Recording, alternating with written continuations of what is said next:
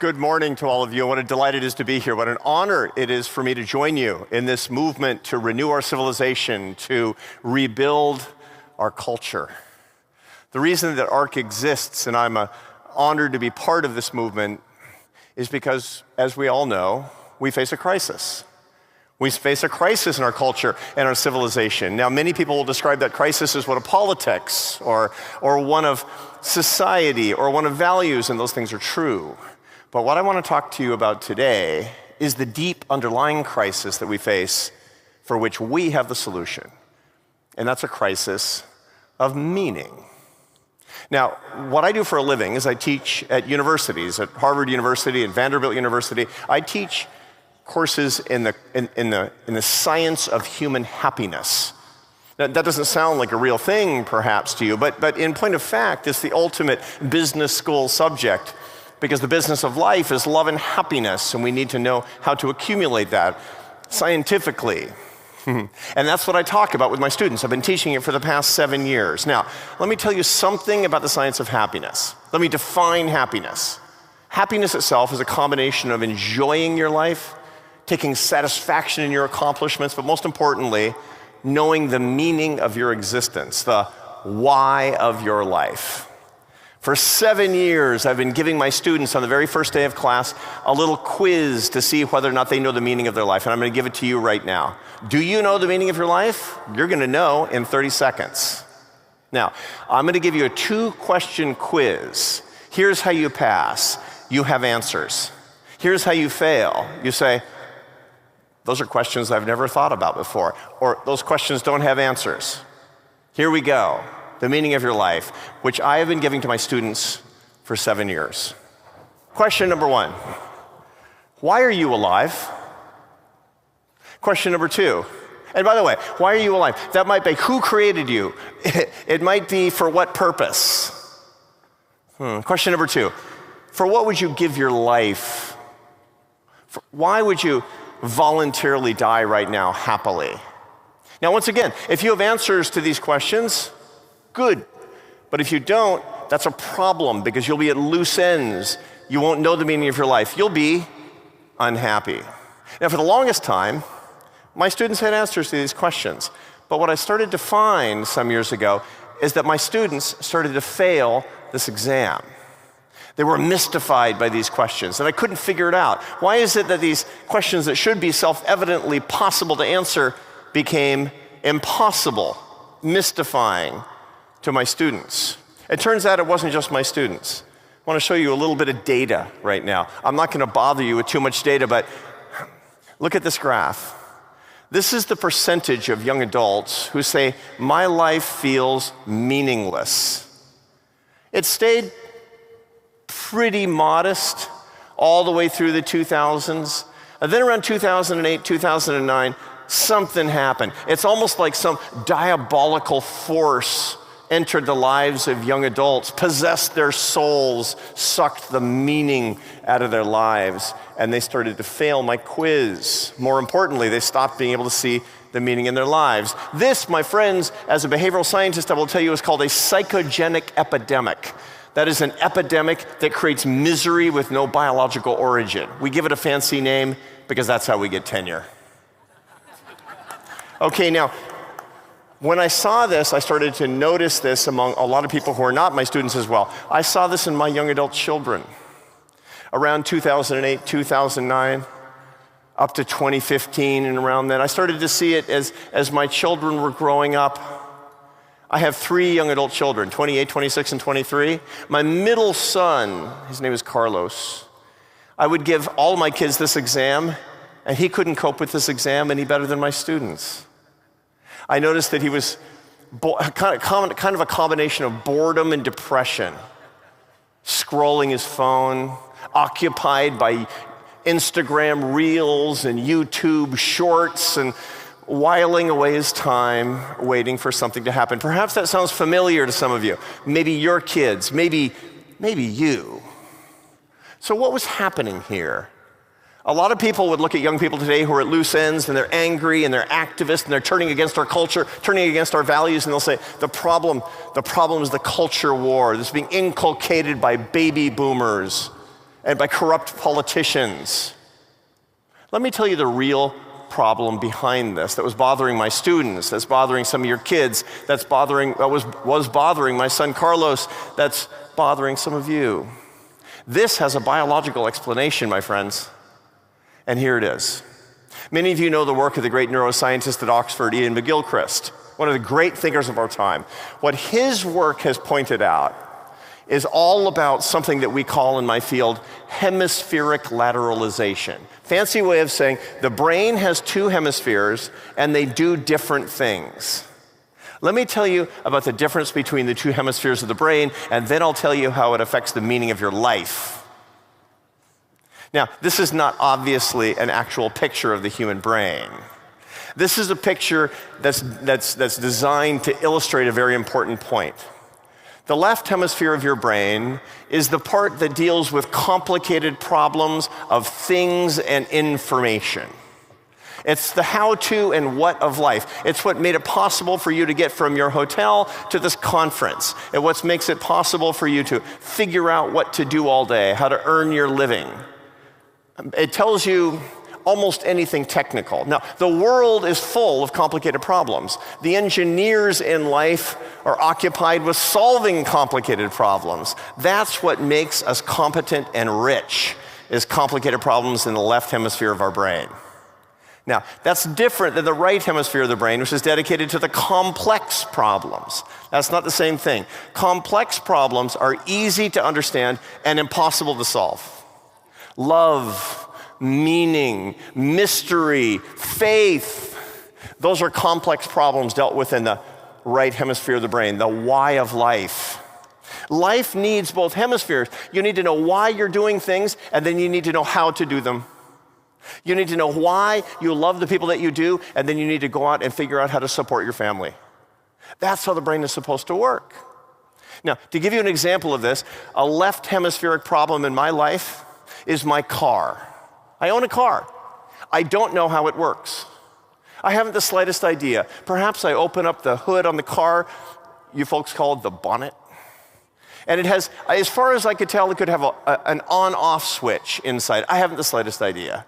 But I could figure it out.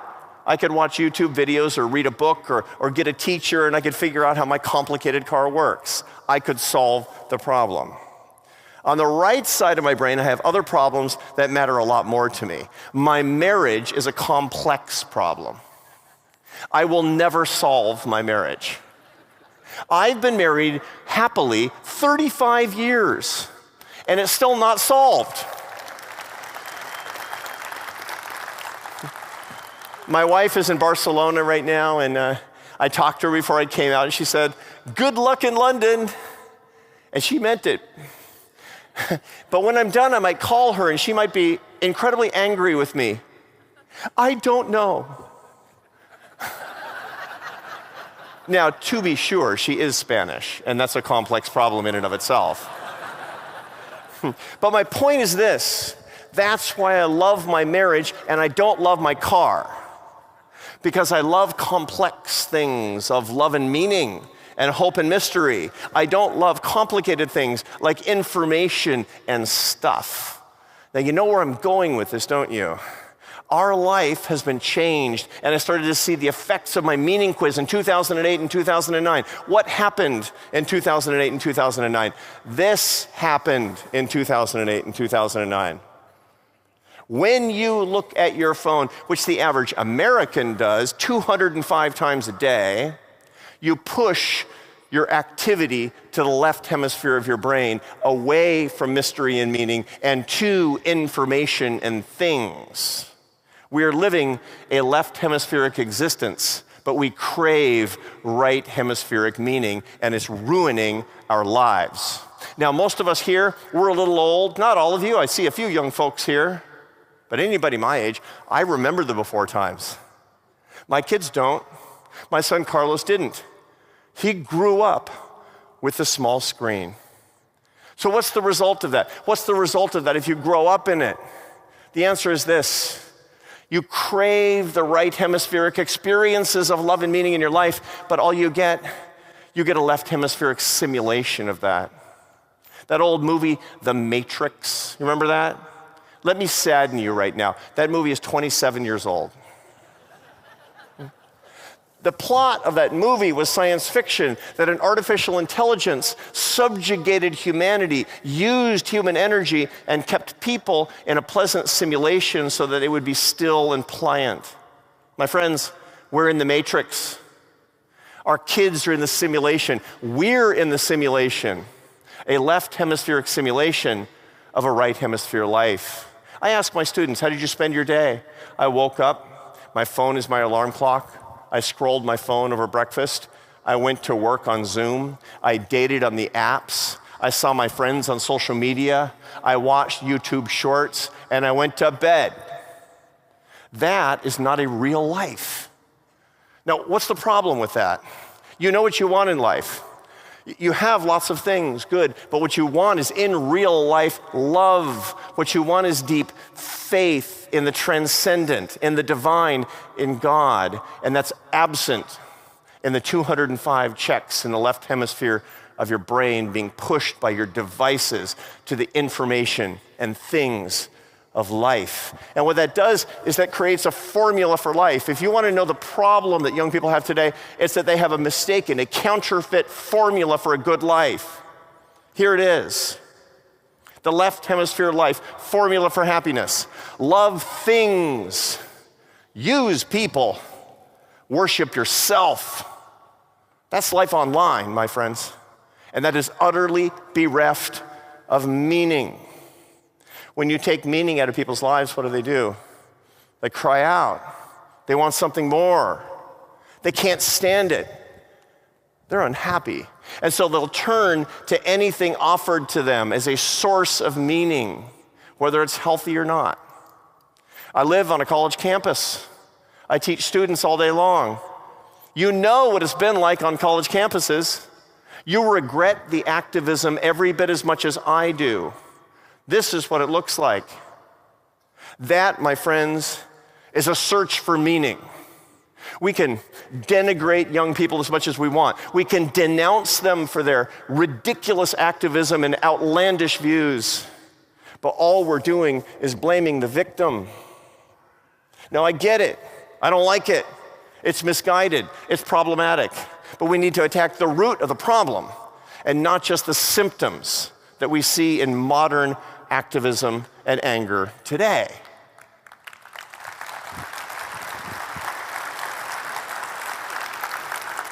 So how are we going to do it? Because that's really what you came for, is solutions. ARC is about solutions.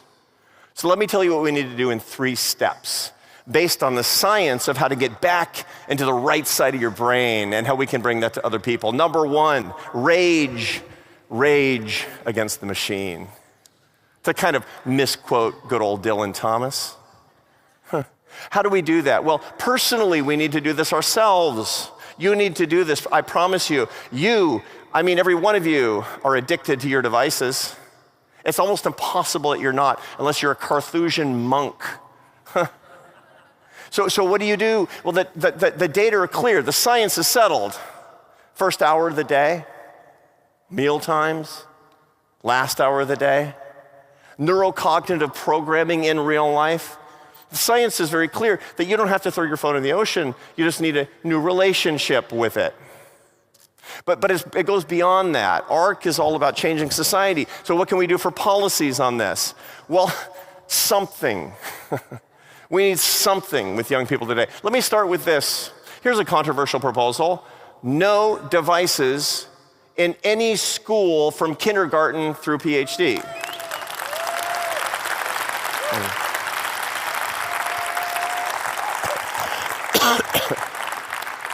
We need a new relationship with a technology that's subjugating us. I am not of the view that engineers and technologists are trying to ruin our lives, but we have a and disordered relationship with these devices, and it is child abuse if we don't start standing up to this. And if you want a better culture, solve this.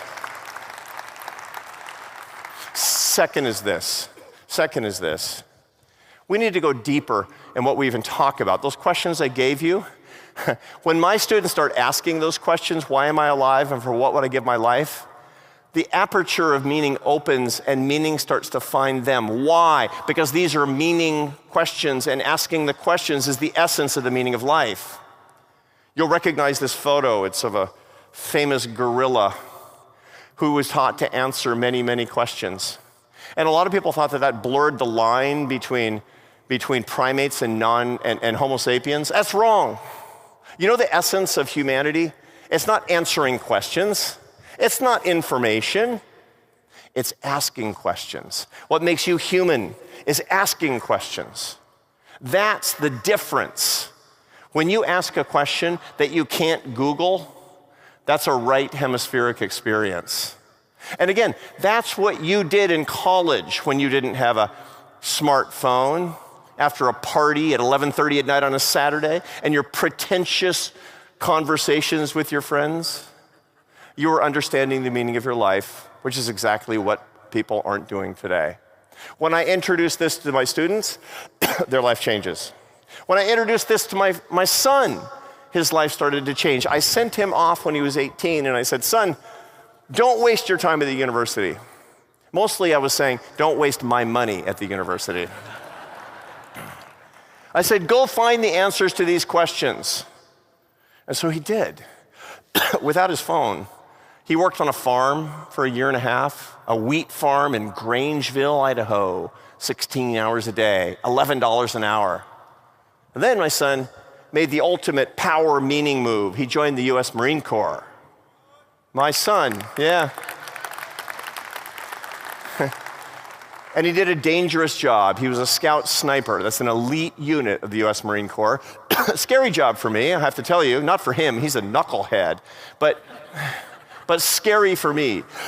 He would disappear for weeks at a time, and I would say, where were you? He'd say, I can't tell you, but it was hot. Which might mean London, for all I know. But when he came out at 23 years old after his service, he was a man with answers to his questions. By the way, you will know them by their fruits. You know how somebody has meaning? This is how they live. At 23, he was married with a son. That is a transgressive act. Now he's 26 and has 2 sons. And his lovely wife and him, they say that they want to have 6. Huh, yeah. But more importantly, my son has answers to his questions. Let me tell you what they are. Carlos, why are you alive? Because God made me to serve others. Carlos, for what would you give your life? He said, easy question. I signed a contract with a government for that one. I would give my life for my family and for my friends and for the Christian faith, for my fellow Marines, and for the United States of America and our allies.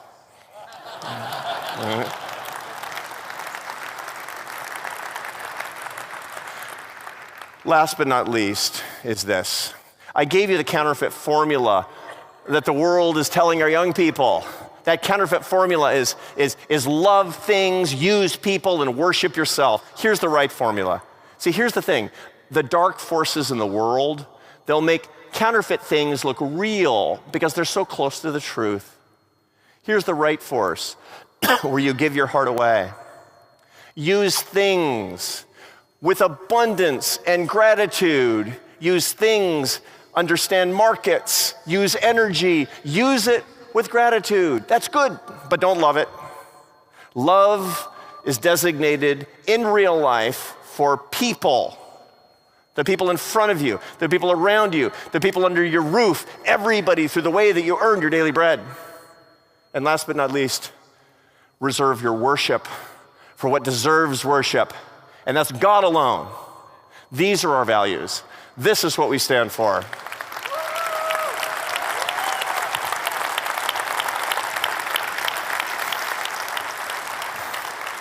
If we have a proper ordering with the technology around us, if we have a proper ordering with the people around us, and if we teach these simple things, we can unbreak our brains. And in so doing that, we will know the meaning in our lives and teach people the meaning in theirs. God bless you, and thank you for your commitment.